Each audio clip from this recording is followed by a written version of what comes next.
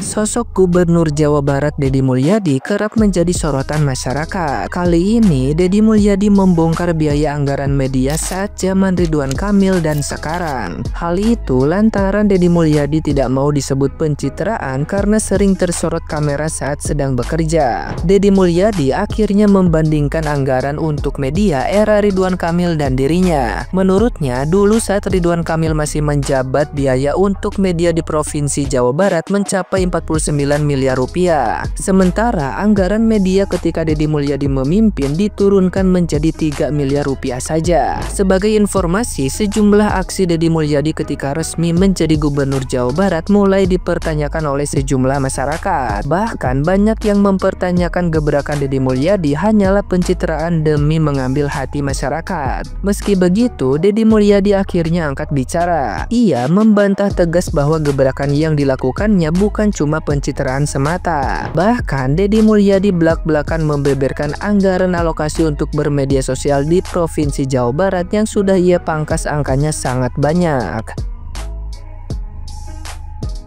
Nah, gimana nih menurut netizen yang terhormat? Silahkan berkomentar ya. Woi warga, ternyata menjadi pemimpin daerah, menjadi gubernur itu memiliki anggaran belanja media. Baru tahu kita kan? Ya, karena inilah fungsinya media, jadi kita tahu. Ternyata belanja media di era kepemimpinan sebelumnya itu di angka 50 miliar.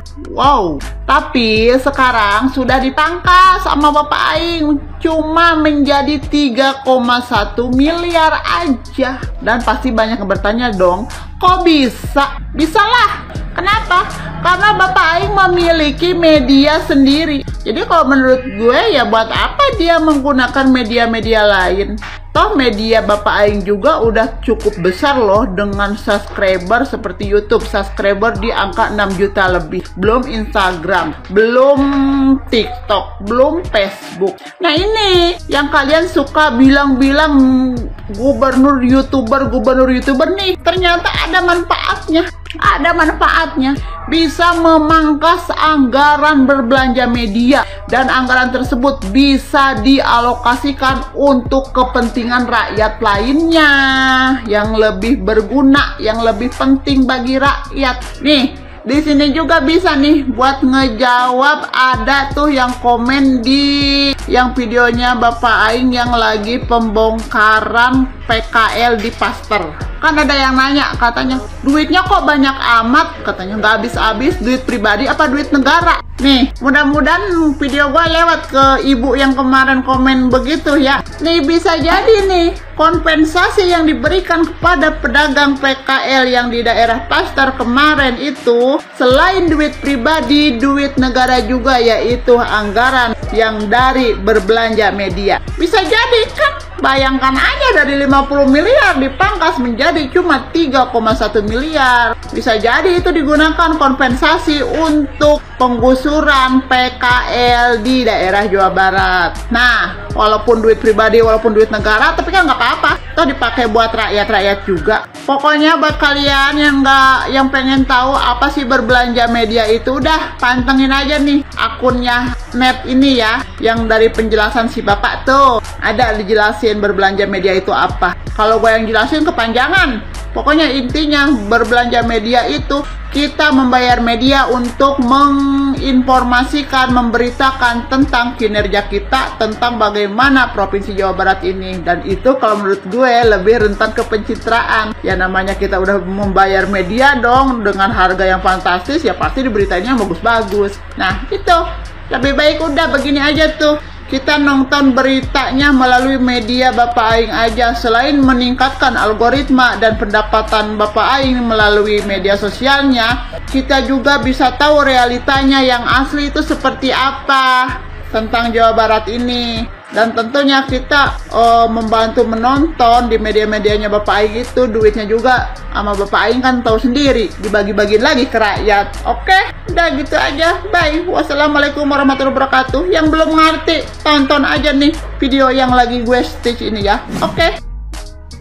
Terkait dengan video yang baru saja saya tonton tadi, menyebutkan bahwa belanja media di Jawa Barat setelah Kang Deddy Mulyadi menjadi gubernur itu turun menjadi 3, sekian miliar. Yang tahun-tahun yang lalu, 3 tahun yang lalu itu dipegang oleh gubernur RK, belanja media itu sampai 50 sekian miliar. Jadi turunnya sangat drastis. Ternyata pemerintahan kita itu bekerja sama dengan media untuk menyiarkan berita-berita pembangunan yang ada di daerah itu dengan mengalokasikan dana yang begitu besar. Ini agar citra dari pemerintahan daerah itu bisa baik, maka kita harus bekerja sama dengan media tertentu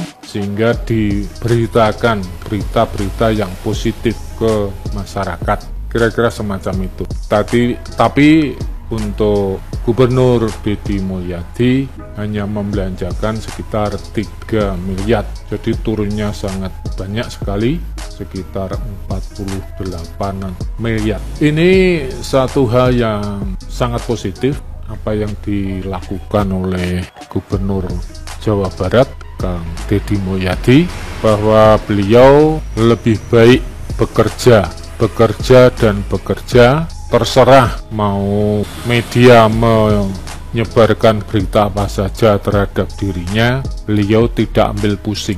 Toh beliau sudah bekerja untuk rakyat sebaik mungkin, dan juga beliau sendiri mempunyai media sendiri berupa YouTube, TikTok, dan yang lainnya, sehingga ini bisa dipakai sebagai upaya untuk menyebarkan kegiatan-kegiatan yang dilakukan oleh Kang Deddy Mulyadi ke masyarakat. Media yang kita punya ini media yang murah meriah tanpa harus bayar terlalu mahal, cukup kuota saja, kira-kira semacam itu. Nah, ini satu sikap yang sangat baik dalam rangka efisiensi anggaran, di mana anggaran-anggaran yang tidak penting kita alokasikan dananya itu ke kegiatan-kegiatan yang lebih positif. Jadi misi dan visi Kang Deddy Mulyadi ini sangat bagus, sangat visioner, dan jelas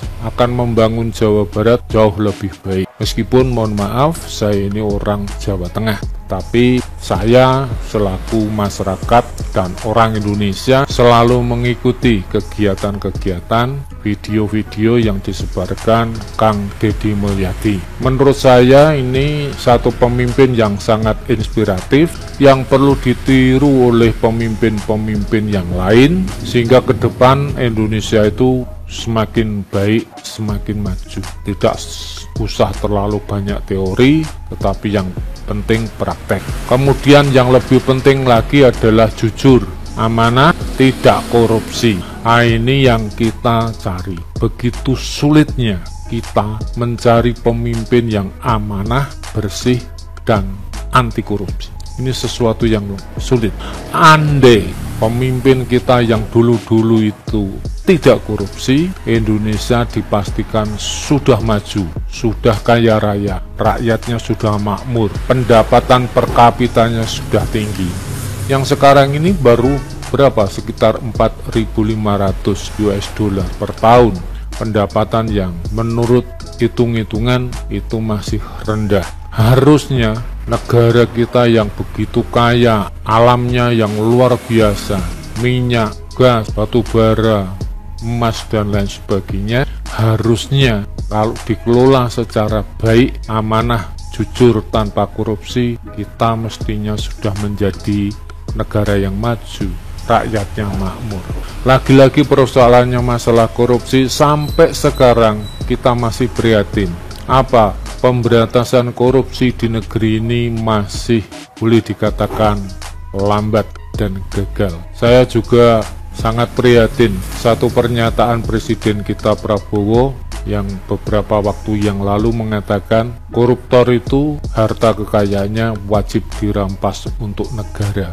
Tetapi ingat bahwa keluarganya anak istrinya juga punya hak untuk mendapatkan kehidupan yang layak. Kalau dimiskinkan, apakah itu tidak melanggar haknya si anak dan istrinya? Ini secara implisit menyatakan bahwa beliau mulai ragu tentang pemberantasan korupsi di negeri ini. Akan diteruskan atau dibiarkan begini saja? Mulai ragu, padahal rakyat sudah mendukung sepenuhnya agar koruptor harus dimiskinkan, harta kekayaannya harus disita untuk negara. Kok tiba-tiba presiden menyatakan anaknya itu tidak punya dosa, mengapa harus mendapat dosa warisan dari ayahnya?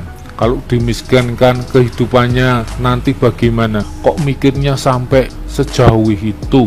Ya kalau harta kekayaannya itu disita untuk negara, mereka sudah bisa makan, bisa hidup dengan layak karena memang sudah kaya. Jadi ini yang menurut saya satu pernyataan, menurut saya itu mulai bimbang bagaimana harus dirampas kekayaan para koruptor itu.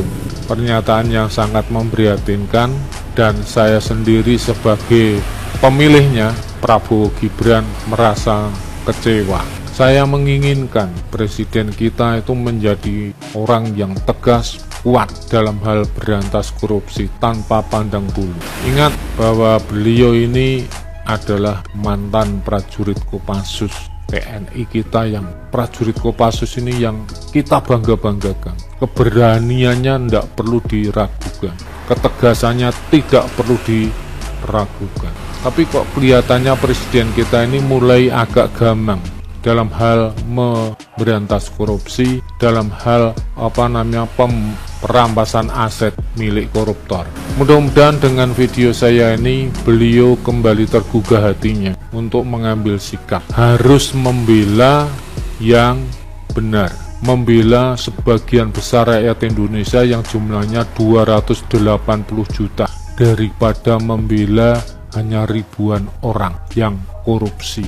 Itu hitung-hitungannya. Jadi kalau merampas harta kekayaan koruptor itu tidak melanggar hak asasi manusia, tidak usah takut Pak Presiden. Kalau mau menghukum seumur hidup bagi koruptor juga tidak melanggar hak asasi manusia. Pak Presiden tidak perlu takut, rakyat mendukung Pak. Mohon bisa lebih tegas lagi, punya sikap yang lebih tegas terhadap koruptor ini. Terima kasih. Assalamualaikum warahmatullahi wabarakatuh.